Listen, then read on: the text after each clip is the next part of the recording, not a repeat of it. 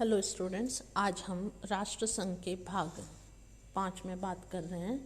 राष्ट्रसंघ के द्वारा किए गए कार्यों का किस तरह से हमने क्लासिफिकेशन किया, उसमें सबसे इम्पॉर्टेंट काम जिसके लिए राष्ट्रसंघ का जन्म हुआ, अंतर्राष्ट्रीय शांति और सुरक्षा संबंधी क्या कार्य उसने किए और उसमें इस उद्देश्य में वो कहाँ तक सफल रहा।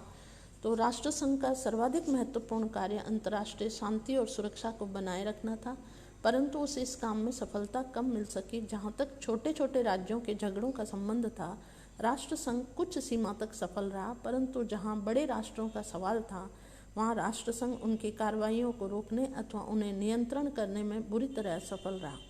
छोटे राज्यों को झगड़ों को निपटाने में संघ को जो सफलता प्राप्त हुई, उसका मुख्य कारण महाशक्तियों के आतंक का भय था जो छोटे राज्यों में समाया हुआ था।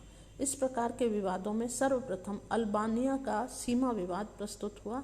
1921 में अल्बानिया और यूगोस्लाविया के मध्य सीमा विवाद को लेकर सशस्त्र संघर्ष की स्थिति उत्पन्न हो गई। राष्ट्रसंघ ने दोनों देशों में समझौता करा दिया।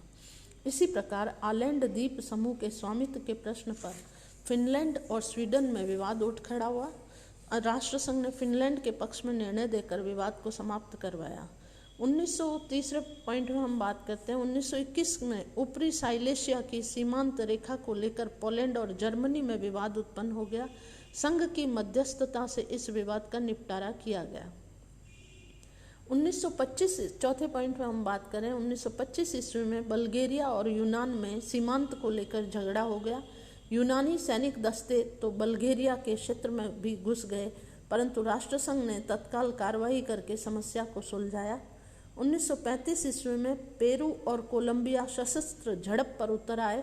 1934 में संघ के निरंतर प्रयासों के बाद दोनों देशों में समझौता हो गया।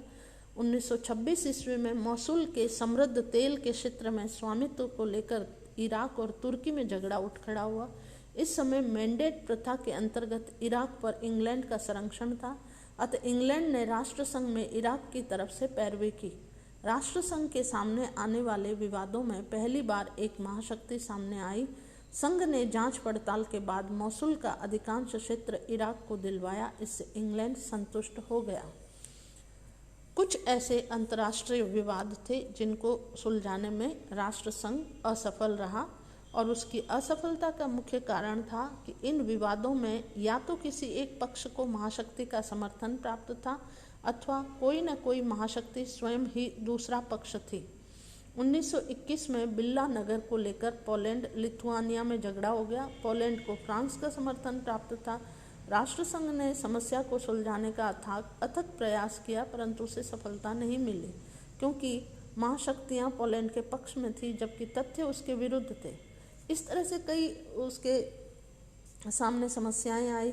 तो सुदूर पूर्व की जैसे समस्याएं थी उनको सुलझाने में तो राष्ट्रसंघ पूर्ण रूप से असफल रहा, और जापान ने संधि व्यवस्था का उल्लंघन करते हुए अचानक चीन के मंचूरिया क्षेत्र पर आक्रमण कर दिया और समूचे मंचूरिया पर अधिकार करके उस क्षेत्र को मंचूको राज्य रूपी अपनी कठपुतली सरकार कायम की। चीन ने जापानी आक्रमण के विरुद्ध राष्ट्रसंघ से अपील की। संघ ने काफ़ी विलंब के बाद घटनास्थल पर एक जांच आयोग भेजा और आयोग ने अपनी रिपोर्ट में जापान को आक्रामक ठहराया। प्रस्ताव भी पास किए गए। इस तरह से कई व्यवस्थाएं करने की कोशिश की गई, लेकिन महाशक्तियों का आतंक, महाशक्तियों का बैक सहयोग, इसकी वजह से वो अंतर्राष्ट्रीय शांति और व्यवस्था स्थापित करने में पूर्ण सफल नहीं हो पाया। इसी कारण फिर से एक बार विश्व उस कगार पर आकर खड़ा हो जाता है जहाँ पहले था। पेरिस शांति समझौतों की व्यवस्था को बनाए रखने राष्ट्रसंघ का मुख्य उद्देश्य था, परंतु हिटलर के नेतृत्व में जर्मनी ने संधियों की धाराओं का अतिक्रमण कर खुले रूप में अपना शस्त्रीकरण प्रारंभ कर दिया, और संघ में इतनी शक्ति नहीं थी कि वे उसे रोक सके। जर्मनी ने ऑस्ट्रिया को हड़प लिया और राइनलैंड में किलेबंदी कर ली। चेकोस्लोवाकिया अंग भंग कर डाला, परंतु राष्ट्रसंघ कुछ नहीं कर सका। परिणाम स्वरूप तानाशाहों का साहस बढ़ता गया और संसार का वातावरण तनावपूर्ण होता गया। धन्यवाद। इस वीडियो में